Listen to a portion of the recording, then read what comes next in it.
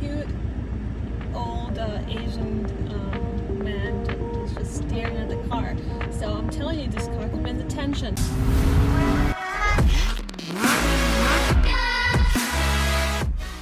Hey guys, it's Anna Metzalita with Chicks That Drive.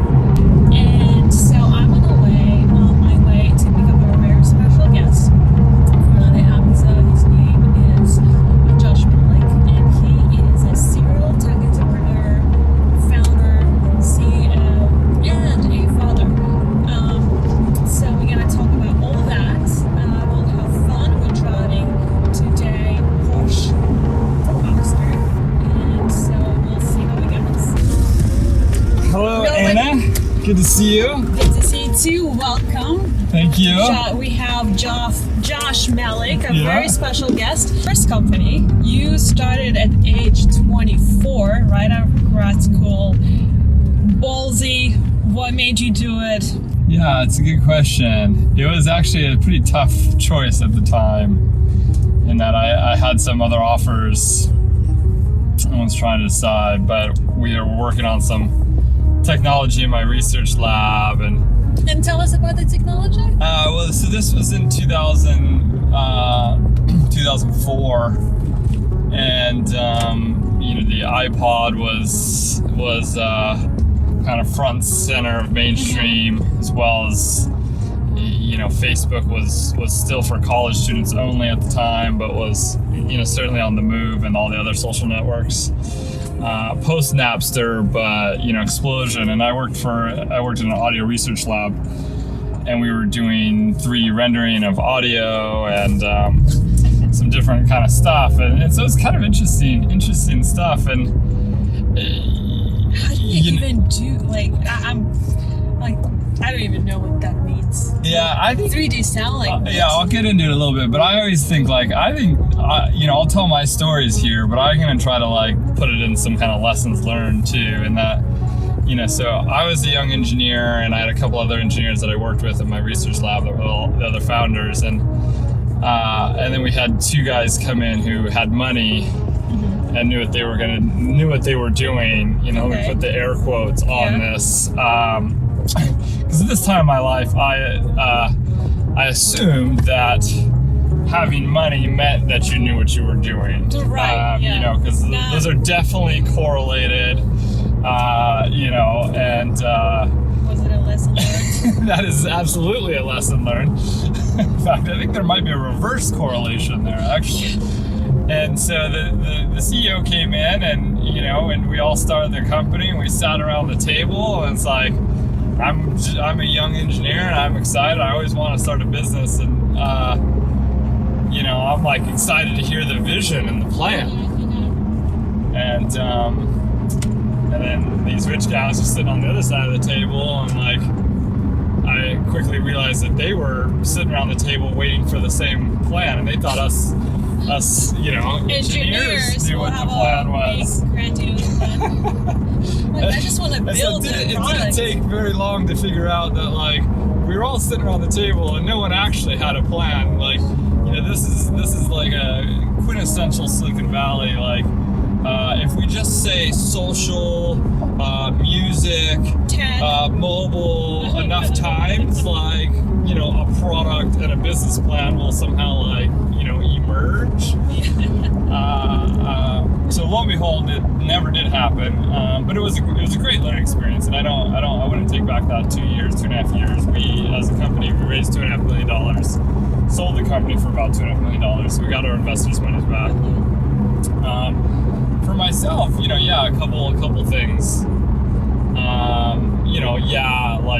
Know who you're getting into business with, because it's going to be a pretty long partnership often, and you really want to kind of see what their plan is and what the roles are going to be. We didn't really even have a plan of what roles, who was doing what. Who was doing? Oh my God! Wow.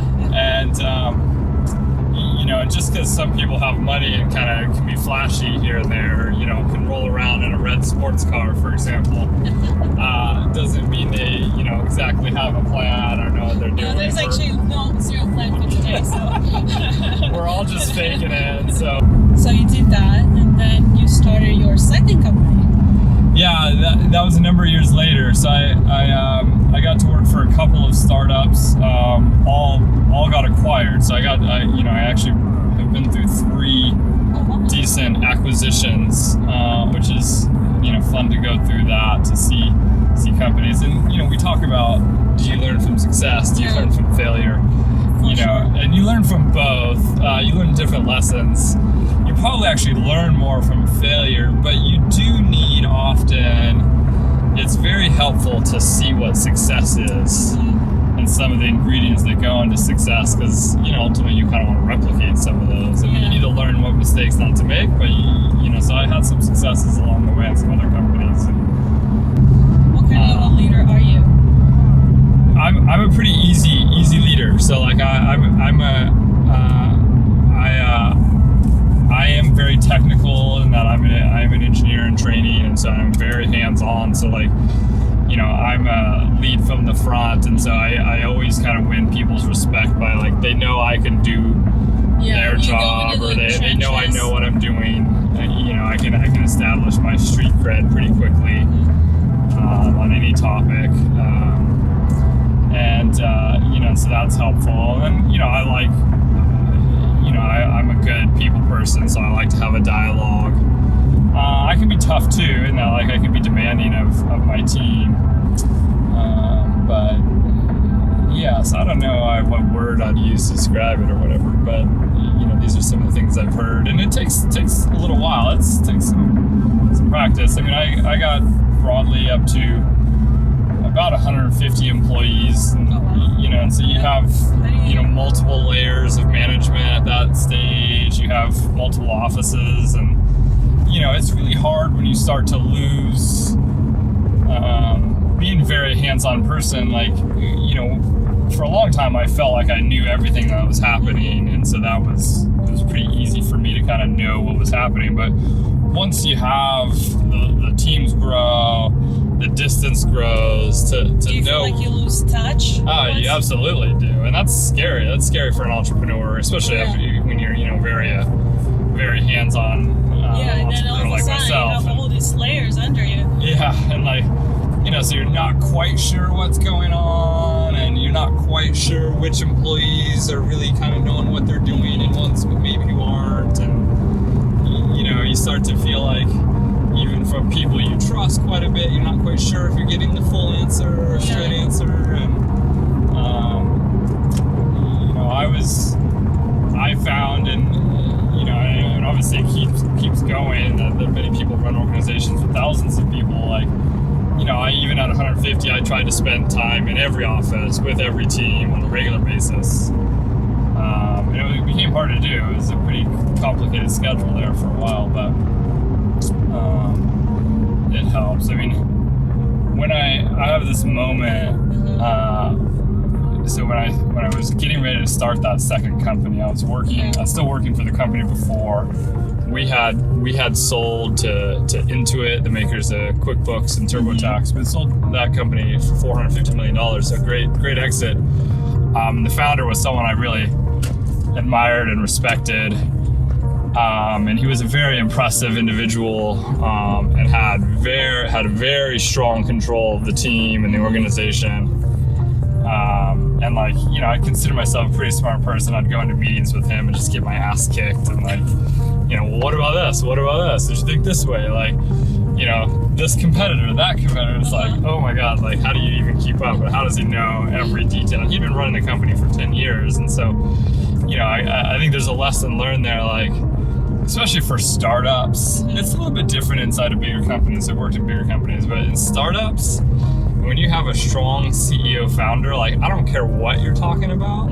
I guarantee you the CEO knows about it and probably made the decision himself or herself, like 99 times out of 100. And like, when you work for a startup and it's not quite going the right way, like, you got to get in front of the CEO, because the CEO, is the one who's often calling the shots.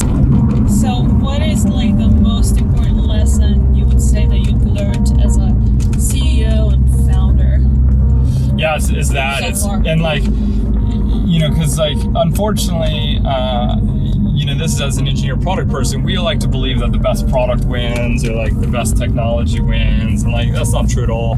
Yeah. It's very, very rarely true, and it's usually often has to do with like, more about the network, more about the sales pitch, more about who you know, how you got in, and like those are almost always human relationships, and and some of those are, kind of a little bit unfortunate, if you will, and this is a type of privilege, right? Like, yeah, because you went to the right school, or you're. Some of those relationships come through your family and the connections that your family might have, or so that's a set of privileges. But if you don't have that, like, fucking go get it. Yeah. Like, do whatever you can. I interviewed every candidate up until a certain point, but then I tried to just like meet every candidate when they came in. Yeah. And so I'd often try to catch them when they were leaving at the end of the day at the office or whatever. They'd just done 4 interviews, and meet and shake their hand and, hey, how'd it go? And and a lot of people, probably half would be like, oh, like, Josh, oh, nice to meet you, because they did their homework or whatever. Yeah, they know you. Yeah, they knew who I was, or they didn't know me, but they knew, they put it together. And others would just be like, oh man, like, it was tough, or like, what do you do here? Or like, hey, like, be honest, is this place, like, I had this one person be like, and like, we joked about it for years. We hired the guy. I was like, everyone seems cool. Is it really cool here? Like, is it cool here? And I was like, I told him, like, yeah, it's pretty cool here. Like, they even drink beer sometimes. The guy's like, okay, man, that's legit, like, well, we'll see how it goes, and then, like, I think it was like right at that moment someone else walked up, or like a recruiter walked up and be like, oh, did you meet Josh, the CEO? The guy, you could just see the guy's face, like, oh shit. Let's figure out the top, and so I, oh shit. It's making a sound. Yay! Great. This is a beautiful driving with the techie, because I was like worried about pushing the button. I was like, I don't want to break it. So, why don't we switch? You drive, you ride. Oh, really? And I'm gonna ask you questions that nobody talks about, which is like dark side of entrepreneurship, that the struggles, the worries, the fear, the uncertainties. And I feel like you need to feel like, you need to rip it to like answer them. You want me to like give the hard questions, huh? Yes, just don't crash the car. I think the other side of Mulholland is where we actually probably, right? So,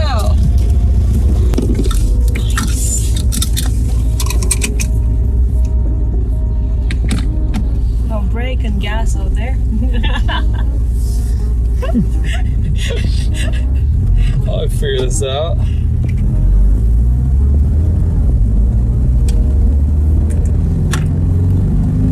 Oh, I'm sorry. You found the keys to the car? You found the sport button, I see. It even has the pedals here. This scenic route. Rip it.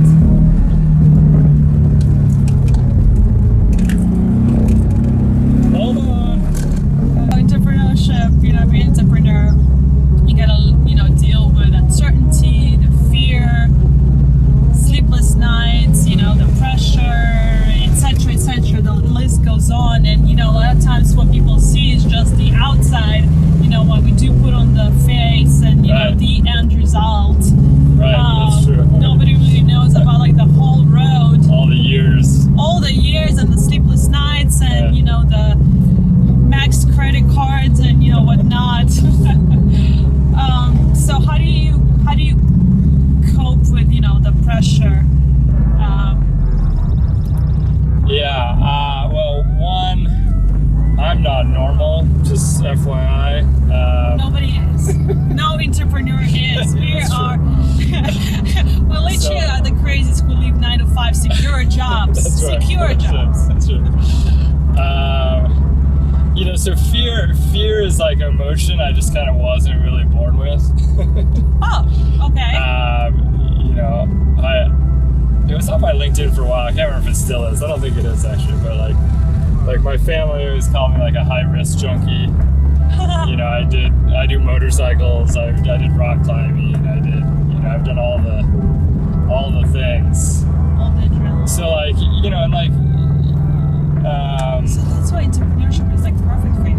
Yeah. So like, so the risk part of it, but I do want to kind of take it back. Like, in that, like, I certainly, you know, fear is, they say, is the strongest emotion, which is why it's such a powerful motivator and so dangerous. And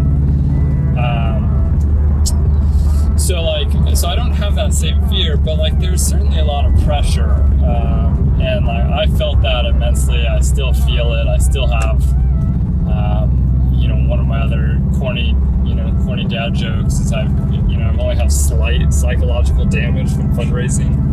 It's just a little bit, you know. Josh Melick, we had a wonderful time. You guys, thank you for watching. Yeah. Check him out. Now you're an advisor. Yeah, right now I'm a mentor consultant, so I'm not doing anything full time. I mentor with a couple of venture firms and as well as just some friends. If you need advice, like this guy, like I love to help. On, love to help. LinkedIn, obviously. Thank you guys for watching. Tune in next time.